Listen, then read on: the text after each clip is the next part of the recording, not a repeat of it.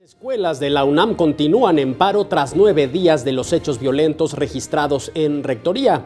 La máxima casa de estudios prevé que en las próximas horas reanuden sus actividades la Facultad de Artes y Diseño, la Escuela Nacional de Trabajo Social, los planteles 2 y 5 de la Escuela Nacional Preparatoria, así como los colegios de Ciencias y Humanidades Azcapotzalco y también Naucalpan. Y el rector de la UNAM, Enrique Graue, reiteró hoy ante integrantes de la Junta de Gobierno, profesores, investigadores eméritos y miembros de la comunidad científica del país que todos los esfuerzos de la Rectoría están enfocados ahora en aclarar los hechos violentos del pasado 3 de septiembre para que se haga justicia plena a la comunidad universitaria.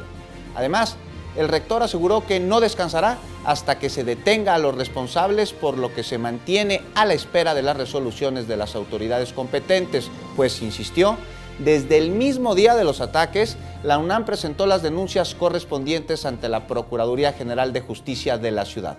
Escuchemos. Quiero darle la certeza a la comunidad que no me detendré en ninguno de estos problemas jurídicos que eventualmente se planteen y que seguiremos demandando la justicia plena para la universidad. Y no descansaré hasta que se encuentren los responsables.